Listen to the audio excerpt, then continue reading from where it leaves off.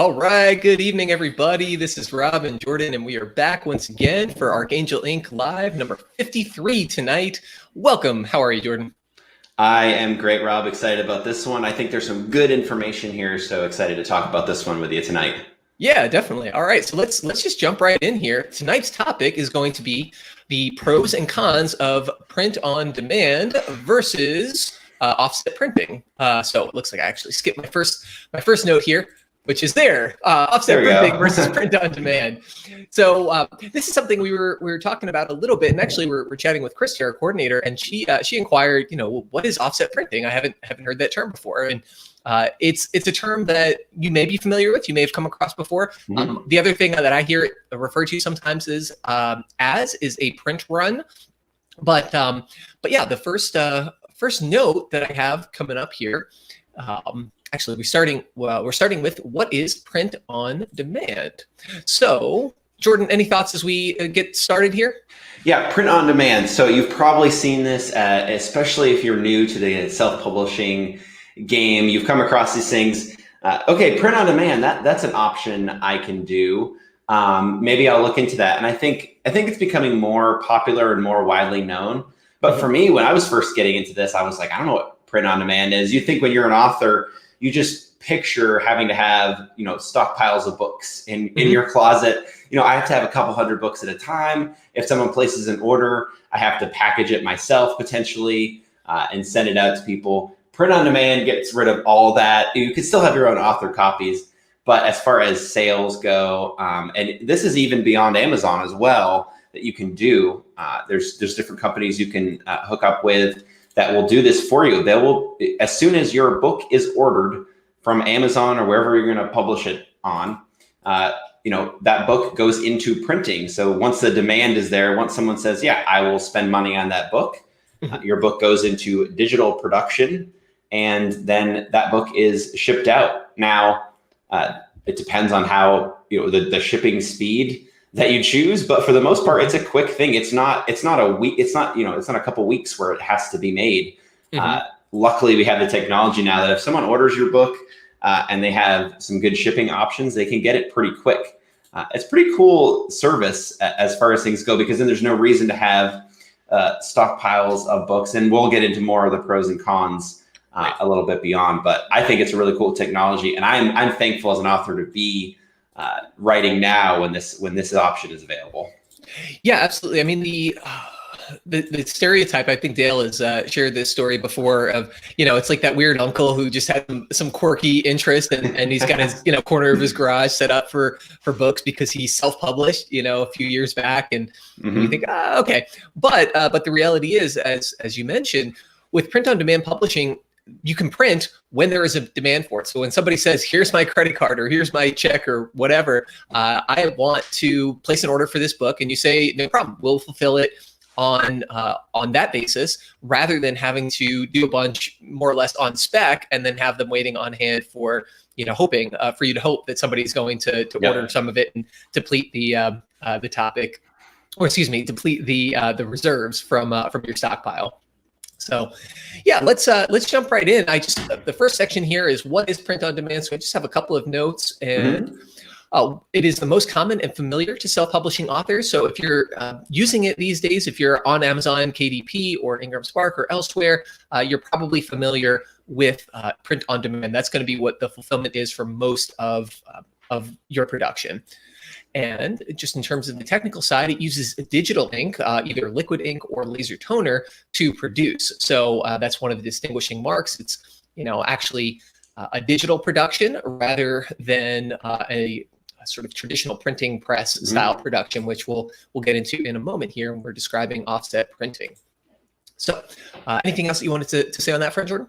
Nope, not with those. Okay, cool. So what is offset printing?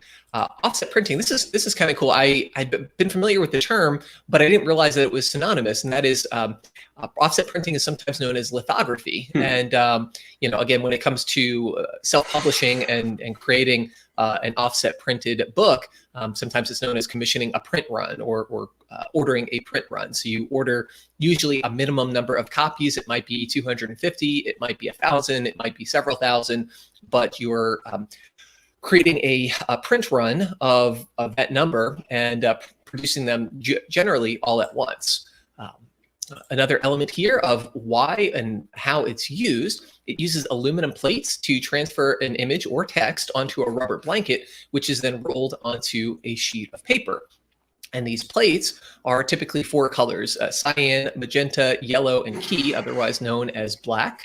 The key color is generally black. So if you've heard that term before, CMYK, that is what you're referring to. You know, the printers, they have these 3 different colors and it's being laid out. The way I like to think about it is if you ever see some old school comic books, you know, old Superman or something, there's not a whole lot of variation in color. They're usually just those kind of primary colors. And that's kind of an example that I think of as CMYK printing. You know, you're overlaying these multiple colors to create the secondary and tertiary colors, but you're using just these 4 colors as the basis for it. Good deal. I never knew that the CMYK, I did not know that was what it stood for. I just thought the K was some random color. I did not know it was for key. Very interesting. Right. Good stuff. Yeah, absolutely. And so if anybody's familiar with CMYK, there's also RGB, which is the other color palette. So if you use image editing software like Canva or Photoshop or something, you'll see that they allow you to render in either CMYK or RGB format. And that has to do with if you are planning to print it, then CMYK in general is going to be the preferred option because the colors will render more true to your source. Yeah. And then let's jump on here to the pros and cons of print on demand. So one of the pros, like you mentioned, Jordan, it minimizes the upfront cost. I'll just kind of run through them and then we can tackle them all as a whole. Another element, it's handled by the distributor or printer. The per unit cost is higher than offset printing. Generally, I didn't finish that sentence there. Another cool element here, it has variable data capability. So this doesn't apply so much to print on demand books for self-publishing authors, but for, let's say you're putting together a newsletter, you know, and you want to print out the addresses of all of your newsletter recipients. You can send them a file, and digital printers have variable data capability, meaning, you know, on the first flyer, it's going to go to 123 Main Street. On the second one, it's going to go to 125 Main Street, and so forth. And when you're doing offset printing, that's not an option. Offset printing is fixed. It's going to be the same printed material on every single copy that it produces. Whereas, again, because digital printing or print on demand printing is produced on individual sheets of paper using laser toner or inkjet ink, then it is going to allow for that small degree of variability. Yep. And then let's see, and it is generally going to be faster when time is of the essence. So like you mentioned, Jordan, if you print something using print on demand, if you order it quickly, you know, I've ordered books of my own and had them literally the next day, you know, from Amazon, which is crazy. And sometimes, you know, 2 or 3 days later. Whereas, and we'll touch on this in a little bit, some of our authors have used offset printing, you know, commissioned a print run, and it might be several weeks before they're able to see those copies in hand. You know, it might be several days or a week or more before you see a proof copy even. So there are those time advantages as well when it comes to print on demand. Yeah, and I think, you know, just overall, we have like pros and cons. I think there are a lot of pros here. You know, when I'm talking about it, I just get excited about it. But I think just thinking about, I think, you know, the potential con there is, okay, yeah, maybe it's faster when time is of the essence, but like you said, the per unit cost is higher. So if you knew you were going to sell guaranteed amount of books and had your own ability to ship it and wanted to deal with all that stuff, you could potentially get a better margin there with that. I think books, it depends on file size and whatnot, but it's gonna be a couple dollars a book to get that printed, which a couple dollars a book, when you're considering it, really isn't too bad. But when you do a print run and when you do these larger runs, I don't know the exact data, but I know once you get into higher numbers, you can start the per book cost really does drastically reduce.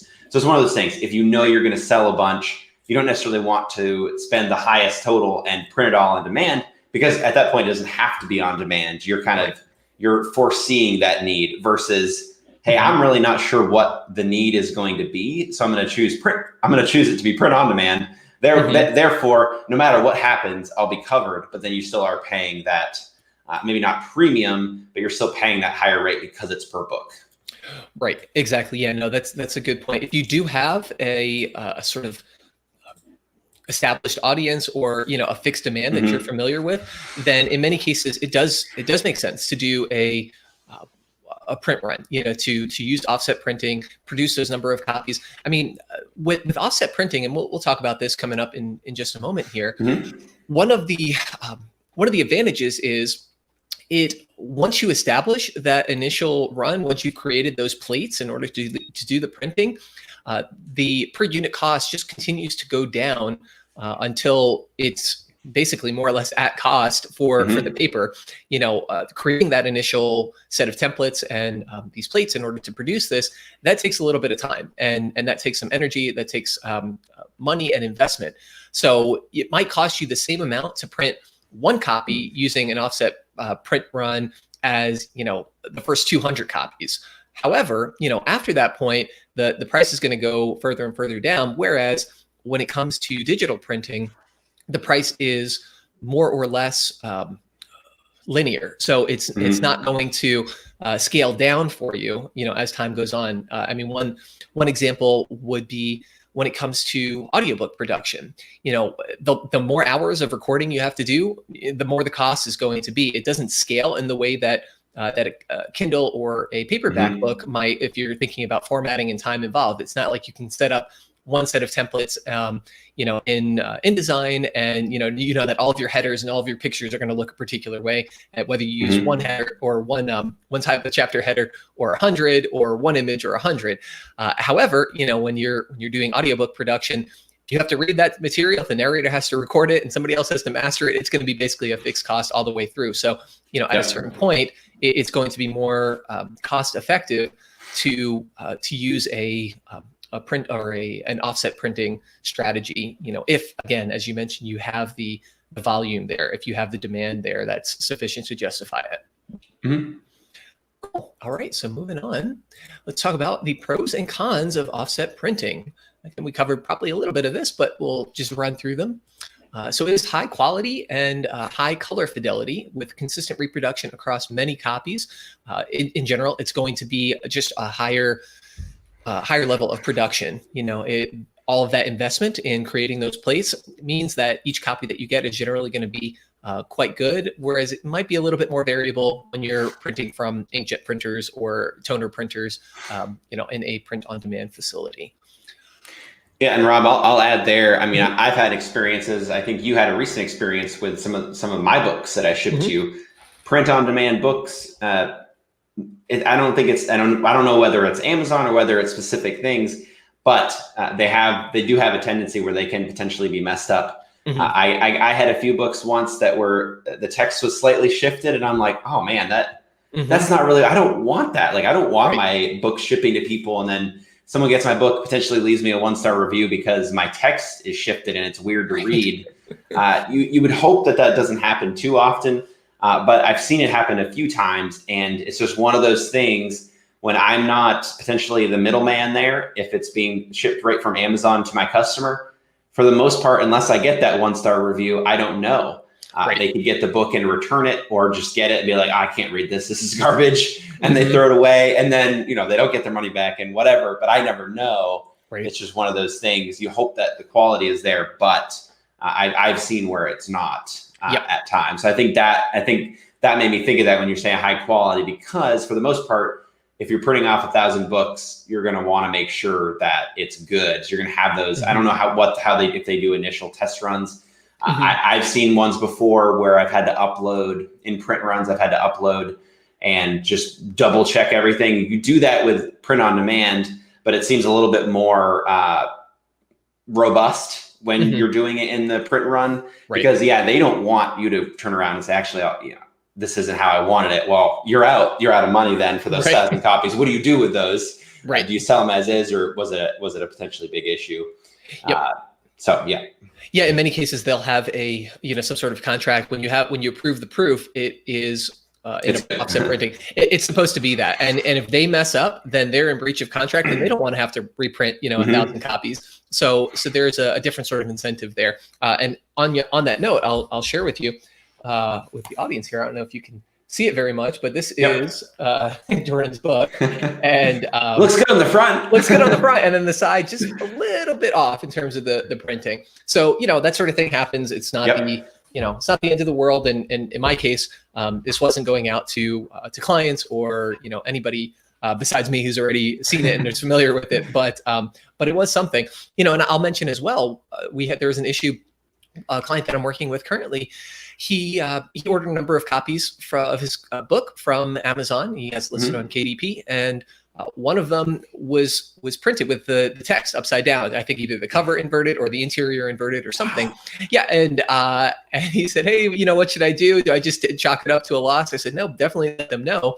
Amazon generally pretty good about replacing it or making it right. And in this case, he ordered a number of copies, and so they just refunded him the cost of the one that was printed in error.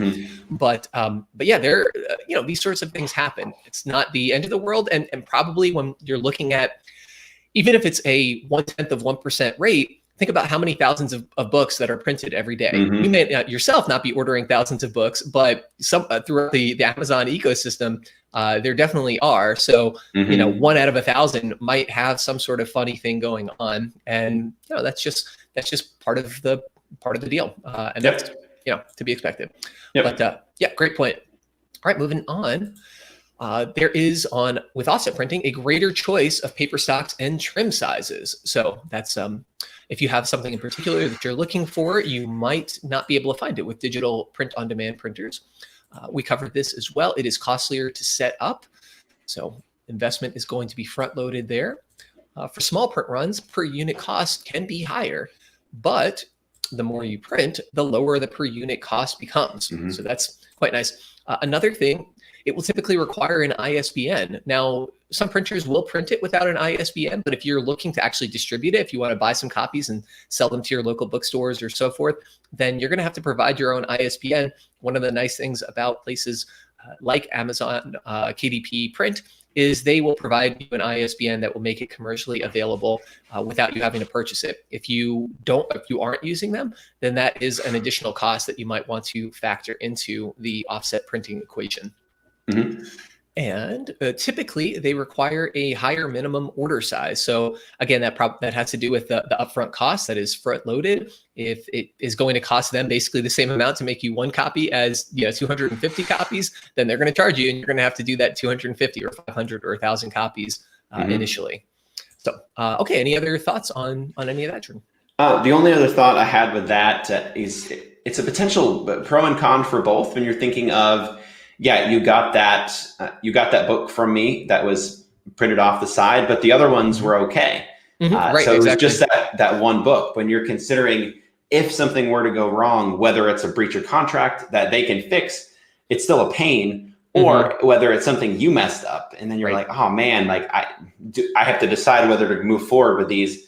Maybe they're all identical, but maybe they're all identically wrong. So thinking about that too, that's another pro and con of each, I guess. So I think it definitely pays to double check, to make sure you have it good to go, double check your contracts. But either way, it's potential quality you're looking at, which it's just more, the stakes are a little bit higher when you're considering the offset printing. Right. Yeah, exactly. Because it all is more of an investment and more of a commitment in a way. Yeah. Moving on, let's talk about a couple of recommendations on who you can use. So POD, printer recommendations, we've mentioned a couple of them. Most people are going to be sort of familiar with it. Kindle Direct Publishing, or KDP Print, is a common one. Another is going to be Ingram Spark and Digipod or Digipod. So this is something that a number of the authors that we've worked with have used to print off small numbers of books. if they were not interested in offset printing, but for whatever reason are not interested in buying author copies from either of those other platforms, Digipod is another one that may be able to help. There are other ones out there. These are just a handful of the ones that we're most familiar with. So do your research. There may be really good options out there that offer really competitive rates and good quality. But if you're looking into this and want to get started, these are a couple of ones to begin the search. Yeah, and on the Rob, as of right now, you can only do paperback books with Kindle Direct Publishing, and Ingram Spark. You can do multiple different ones. Usually, I've used Ingram Spark in the past for hardcover versions. I believe they do paperback as well. Yep. I just chose to do paperback with KDP, and then the hardcover with Ingram Spark to keep most of it on Amazon. That made more sense. Yep. Hopefully, cross your fingers, KDP will get hardcover eventually too. That'd be really cool. Then it could just be all in one place, but Ingram Spark is pretty easy to work with. We've used them for a ton of our people, and I've used it too. Yeah, that's a great point. They make available not just hardcover, well, multiple types of hardcover editions, I should say. They have hardcover with a dust jacket and then a case laminate hardcover. They also, it depends on the trim size that you choose. So this is something that I learned recently. If you want, they only allow certain paper stocks with certain trim sizes and certain types. So this one project we were working on was 8x10. It turns out that Ingram Spark only makes it available in white paper, whereas KDP made it available in cream paper as well as white paper. And if we wanted hardcover, there was no dust jacket option for it. There was only a case laminate option. So just check their website and see what they're capable of producing. So that might be another reason to go to another place like Digipod. They may be able to offer you different options in terms of paper stock, in terms of variety type of printing. So keep that in mind.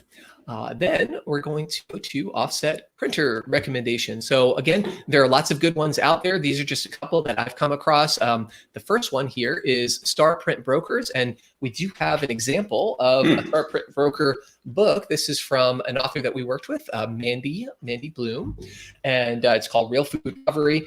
I actually saw side by side some of the, or this book next to the KDP print edition.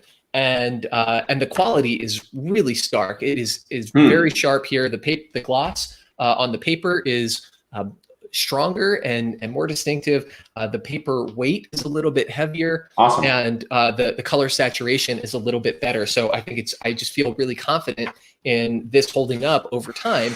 You know, when you're working something like this, compared to an inkjet produced book. So here's another example. This is one that is produced, another project of ours, but was printed with KDP print, and it's still quite good. I mean, the color is very strong. It is also kind of a coffee table book. It's got lots of images, but you know, when you're dealing with some of these, when quality is of the essence, then getting a dedicated print run might be the best option for you. So, and then one other that I'll mention here just real quick is Print Ninja, which you can visit and again search other ones online. But you had some thoughts, Jordan.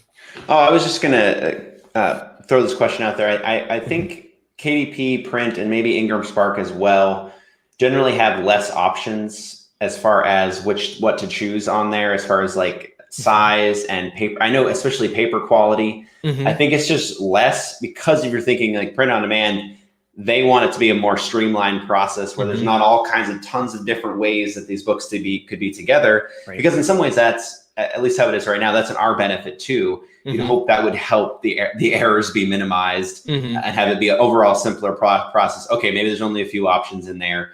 Whereas I think for like something like that, I mean, for that Star Print Brokers, that looks really, really good, but it's probably just because there's a lot of different options and then there's just different things you can do. So yeah, it's a much more custom process. I believe with Mandy, they sent a number of paper stocks and sort of ink. I think maybe even different ink style options. Yeah, I could. Don't quote me on that. I could be remembering, but definitely different paper stocks and a number of different choices that they had when she was going through it. So it is a more custom experience. You do have to be a little bit more familiar with things, and you have to make more choices. You know, with those number of options come many more avenues to potentially misstep if you don't know what you're doing, or if you, Mm-hmm. just don't know what you want. However, if you do know what you want, it does allow for a much more custom experience. In terms of an analogy I think of is like an iPhone experience versus, like a Linux desktop experience. Mm-hmm. I mean, you can customize so many different things and individualize it so much. You could potentially, mess up your device or do something that you don't know how to get yourself out of. Yeah. However, you do have many more options, whereas an iPhone, those choices are made for you. They're going to work for the vast majority of people and create a particular experience. And that works pretty well. For most people, KDP print, the choices that they have, they're going to work pretty well, unless you know specifically that you shouldn't be using that, or that there's something else that they don't offer that you need. Then you're probably better off just going with what's common and in popular use. However, again, if you have something distinctive and you really want it to stand out and you're trying to accomplish a particular goal or go for a certain vision, then it may end up being a little bit more limited for your needs. Yeah, I think that's such a great point, Rob, because I was thinking there's definitely situations where you would want it to be really good and you want to see the ink samples and stuff, but then there's other genres and other books that stuff you're going to be in some ways doing yourself a disservice and your audience a disservice by spending the time thinking about that. I'm not saying that's every case, but I'm saying there are certain genres where, hey, just get the content right, do right by the people, do right content wise. Don't worry so much about where it comes down to the wire with those kind of details. Because for me, I don't want to get print samples in the mail and have to make those kind of decisions. Right. I like that it's just like, here, Archangel Lake does my formatting. They send me they send me the file and I go and upload it and select some options and then I'm done. It takes that part of the process out for me so that I can focus on what I'm good at and what's important, what I deem as important. So I think that's an important consideration here as like a big picture thing, but in terms of this book stuff, it really is too. Yeah, I agree. In terms of the, I'll bring this back up, the Book Launch Gladiator. Now, this is a content-focused book. There's not a whole lot of images. It's about content delivery. There's information in there, and it's designed to be useful and kind of speak to the reader and accomplish a certain goal. It's probably not going to change the reader experience that much if that is white or cream stock and, on a heavier grade paper or printed on a laser or inkjet printer or, with an offset, rubber, rubber, what do they call those? Something, rubber printing. In those sorts of situations, simplicity may be key, and you can kind of take advantage of the bulk discount that comes with, not having to customize it in that way. Yeah, absolutely. Cool. All right. And so let's kind of wrap up here. We have which one is right for you. So and I'll once again just run through these and we can riff on it a little bit, Jordan. For most authors, digital print on demand is probably going to make the most sense. However, you can consider offset printing if you have an investment capital and high volume needs, or if you have an image intensive book that really is it's gonna make or break the quality of your book. So I wouldn't go to KDP print, for example, if I had a hardcover photography book, something that's going to be my trip to Mount Everest and have really stunning, full gloss, full bleed images. It's just not going to be able to do something that specific for you. But in most other cases, for most other authors, especially most self-publishing authors, that's probably not going to be your goal. And so in those cases, you might consider offset printing. Again, if you have a little bit of money to invest at once. I know that Mandy, for example, she did this print run and her per unit cost got down to, I think, $4 or $5 versus $12 or $13 per unit through author costs only on KDP print. Which is a significant savings, and she has a nonprofit foundation, so she has an avenue to sell these books, to make them available. It behooves her to have this standing inventory versus you or I as self-publishing authors. Maybe we don't want to dedicate a room of our house to the books that we haven't sold yet. Yeah, absolutely. Yeah, I think that's definitely where it's at. If you have an avenue where you can sell them, you're going to go on speaking engagements, and you kind of say, hey, I'm going to have these books with me. But yeah, I think it's definitely, those are the considerations. I don't think it has to be, in some cases, it doesn't have to be an either or thing. You can go for print on demand for the most part. And then, hey, if you get a business that wants to order your books and buy 10,000 or so at a time, yes, certainly don't do print on demand. Then go for the print run. But that's where we think this information is definitely worthwhile. To really see what's happening. Hey, what's going on here? Even just to be aware of the quality check in the front end can be really helpful. So when you're thinking about it like that, you can certainly get your own author copies, have some stock available, but you don't necessarily have to go for a super big print run unless you know that you're going to be able to sell those copies. Yep. Great points. And that what you mentioned a moment ago, I want to highlight and reiterate, and that is you can do a blended approach. I know Mandy, for example, has, because she owns her own ISBN, she has her book available on Amazon through KDP Print, and people can order it on demand. However, she also has that print run that she commissioned, and so she has those books to sell through her own avenues, and she makes more per unit on each sale, and has them for the different purposes that her company, her organization uses them for. So you don't necessarily have to do one or the other. There may be instances where you might want to do a print run, but have your book available on demand as well. So consider that if that is your circumstance. Good deal. All right. So last comment for the audience. What do you think? Do you have experience with offset printers? Have you had any familiarity with it? Are you thinking about it at all? What are the considerations that you have? Hopefully this has been useful and we've provided some good information, but let us know any of your thoughts. Anything else you wanted to share, Jordan? No, I'll just reiterate that any questions in terms of print on demand, offset printing, any of those things, pop it down below. And if it's a good topic, we'll jump on a live and talk about that, or we'll respond to you there. But we're happy to help in any way that we can.